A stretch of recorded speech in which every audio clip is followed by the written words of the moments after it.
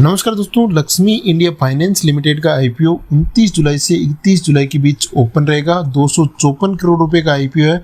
IPO का issue size थोड़ा सा कम है। चलिए दोस्तों, इस आईपीओ के बारे में कंप्लीट डिटेल में जानते हैं एक एक पॉइंट को। आईपीओ की इंपोर्टेंट डेट्स को देखें तो यहाँ पर दोस्तों अलॉटमेंट होगा 1 अगस्त को, रिफंड एंड डिमेट में शेयर आएंगे 4 अगस्त को और यहाँ पर आईपीओ की लिस्टिंग होगी 5 अगस्त को। आईपीओ का प्राइस बैंड है 150 रुपये से 158 रुपये पर शेयर। लोट साइज है 94 शेयर्स का। कम से कम हमें 94 शेयर्स के लिए अप्लाई करना होगा। आईपीओ का टोटल इश्यू साइज 254 करोड़ रुपए है। इसमें से दोस्तों प्रेस इश्यू है 165 करोड़ रुपए का, ओपर फॉर सेल है 89 करोड़ रुपए का। प्रेस इश्यू से जो पैसा आएगा 165 करोड़ रुपए वो डायरेक्टली कंपनी के बिजनेस में लगेगा। 89 करोड़ रुपए यहाँ पर डायरेक्टली प्रमोटर्स को जाएंगे। आईपीओ की लिस्टिंग बीएसई और एनएसई पर होगी और इस आईपीओ में रिटेल के लिए 35% का कोटा है, एचएनआईज के लिए यहाँ पर 15% का कोटा है। तो रिटेलर्स के लिए 35% का कोटा है। लेकिन दोस्तों आईपीओ का इश्यू साइज काफ़ी कम है। अलॉटमेंट के चांस यहाँ पर काफ़ी कम होने वाले हैं। अगर आपको अपने अलॉटमेंट के चांस बढ़ाने हैं तो आपको अपने सारे फैमिली मेम्बर्स के डीमैट अकाउंट से आईपीओ में अप्लाई करना होगा। आपके पास या आपके किसी भी फैमिली मेम्बर्स के पास डीमैट अकाउंट नहीं है तो मैं नीचे वीडियो के डिस्क्रिप्शन में एंजल 1 की लिंक दे रहा हूँ, उस पर क्लिक करके आप फ्री में अपना डीमैट अकाउंट ओपन कर सकते हैं और उसके बाद दोस्तों आप आईपीओ में अप्लाई कर सकते हैं। आईपीओ में इंपॉर्टेंट लॉट साइज की बात करें, यानी हमें कौन सी कैटेगरी में कितने लॉट के लिए अप्लाई करना है, तो यहाँ पर दोस्तों रिटेल में मिनिमम 1 लॉट 94 शेयर 14,852 रुपये का अमाउंट ब्लॉक होगा। स्मॉल एचएनआई कैटेगरी में मिनिमम 14 लॉट है 1,316 शेयर 2,07,928 रुपये का अमाउंट ब्लॉक होगा। और बिग एचएनआई कैटेगरी में मिनिमम 68 लॉट्स है 6,392 शेयर 10,09,936 रुपये का अमाउंट ब्लॉक होगा। तो यहाँ पर दोस्तों अलग अलग कैटेगरी के हिसाब से लॉट साइज दिया हुआ है। जिस भी कैटेगरी में आपको आईपीओ अप्लाई करना है इन लॉट साइज को आपको ध्यान में रखना है।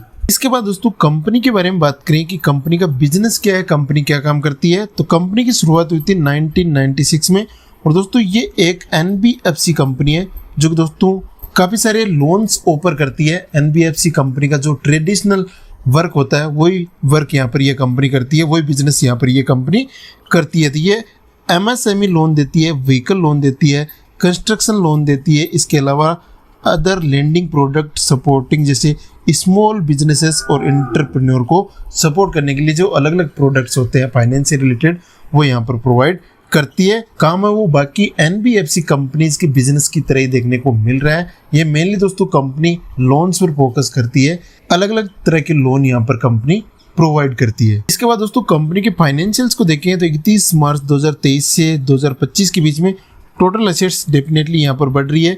रेवेन्यू दोस्तों कंपनी का लगातार यहाँ पर बढ़ रहा है। उतना ज़्यादा रेवेन्यू नहीं है लेकिन लगातार ग्रोथ देखने को मिल रही है। यहाँ पर आप देखेंगे तो 24 के कंपेरिजन में 25 में रेवेन्यू में 42% की ग्रोथ देखने को मिल रही है और पेट भी कंपनी का लगातार बढ़ रहा है। 23 में 16 करोड़ रुपए के आसपास का प्रॉफिट जो कि दोस्तों 24 में बढ़कर 22.4 करोड़ रुपए के आसपास का और यहाँ पर 25 में बढ़कर 36 करोड़ रुपए के आसपास का हो चुका है। और यहाँ पर हम चॉइस से कंपेयर करेंगे तो चॉइस के कंपैरिजन में 60% की ग्रोथ हमें पेट में देखने को मिल रही है। तो प्रॉफिट भी दोस्तों कंपनी का लगातार बढ़ रहा है। ईबिटा में भी हमें लगातार ग्रोथ देखने को मिल रही है। नेटवर्थ 257 करोड़ रुपए है, रिजर्व एंड सरप्लस 236 करोड़ रुपए है और डेट यहाँ पर कंपनी पर देखेंगे नहीं क्योंकि दोस्तों एनबीएफसी कंपनी है जिसका काम लोन देना लोन लेना है, तो यहाँ पर डेट उतना ज़्यादा मायने नहीं रखता। डेट टू इक्विटी रेशियो भी इस कंपनी के लिए उतना ज़्यादा मायने नहीं रखता। ये हमें थोड़ा सा ज़्यादा देखने को मिल सकता है। यहाँ पर दोस्तों फाइनेंशियल्स की बात करें तो काफ़ी अच्छे देखने को मिल रहे हैं। रेवेन्यू में अच्छी ग्रोथ आ रही है और यहाँ पर हम देखेंगे तो पेट में भी अच्छी ग्रोथ देखने को मिल रही है। तो फाइनेंशियल्स काफ़ी अच्छे हैं। इसके बाद दोस्तों वैल्यूएशन की बात करें तो मार्केट कैपिटलाइजेशन है 825 करोड़ रुपए। डेट टू इक्विटी रेशियो को यहाँ पर हम नहीं देखेंगे। रिटर्न ऑन नेटवर्थ 13.95 यानी 15% से कम है। पेट मार्जिन 14.48% 10% से ऊपर है, तो यहाँ पर पेट मार्जिन भी अच्छा है। ईबिटा मार्जिन 66% से ऊपर है जो कि दोस्तों काफ़ी अच्छा है। प्राइस टू बुक वैल्यू 2.57 है। ईपीएस 6.89 रुपये पर इक्विटी शेयर और पी रेशियो 23 के आसपास है। जो कि हम सेक्टर से कंपेयर करेंगे, जो इसकी पीए लिस्ट में कंपनी है उनसे कंपेयर करके देखेंगे। अगर सेम कैटेगरी में होता है तो यहाँ पर वैल्यूएशन अच्छा माना जाएगा। अगर कम होगा पी तो यहाँ पर डेफिनेटली अट्रैक्टिव होगा, काफ़ी अच्छा वैल्यूएशन, और अगर ज़्यादा होगा तो यहाँ पर हाई वैल्यूएशन माना जाएगा। अगर पीए लिस्ट है तो एक बार हम पीए लिस्ट को भी देख लेते हैं। तो दोस्तों पीए लिस्ट को देखें तो इसमें है मास फाइनेंशियल सर्विसेज लिमिटेड, जो कि दोस्तों 16 की पीए पर लिस्ट है, ऑलमोस्ट यहाँ पर 17 है। 5 स्टार बिजनेस फाइनेंस है, 20 की पीए पर लिस्ट है।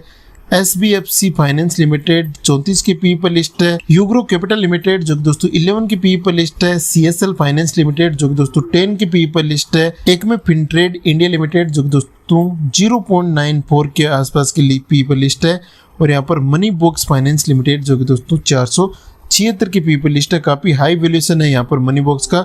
इसके अलावा यहाँ पर दोस्तों हम बात करें तो एक कंपनी है जो SBFC फाइनेंस लिमिटेड है, वो 34 की पीई पर लिस्ट है।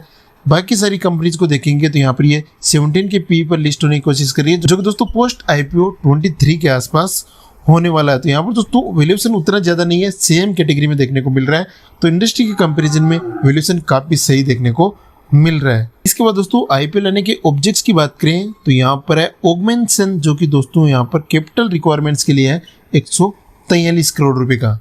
अब वीडियो के अंत में दोस्तों हम इस IPO के ग्रे मार्केट प्रीमियम की बात करें तो आज के दिन ग्रे मार्केट प्रीमियम चल रहा है 13 रुपये। यहाँ पर आप देख सकते हैं 8% के आसपास की डिमांड है। एक लोट पर 1222 रुपये का एस्टिमेटेड लिस्टिंग गेन्स हो रहा है, जो कि दोस्तों पहले 9.5% के आसपास था। एक लोट पर 1410 रुपये का प्रॉफिट, उससे पहले 11%। तो यहाँ पर दोस्तों डिमांड लगातार कम जरूर हो रही है, लेकिन कंपनी के फाइनेंशियल्स काफ़ी अच्छे हैं और वैल्यूएशन भी काफ़ी सही देखने को मिल रहा है। तो यहाँ पर डिमांड आने वाले दिनों में बढ़ भी सकती है और भी कम हो सकती है। तो केवल आपको डिमांड को नहीं देखना है, कंपनी के फाइनेंशियल्स एंड फंडामेंटल्स को देखना है, कंपनी के बिजनेस को देखना है और उसके बाद दोस्तों आपको IPO में अप्लाई करने का डिसीजन लेना है। क्योंकि दोस्तों डिमांड में उतार चढ़ाव आपको देखने को मिलेंगे।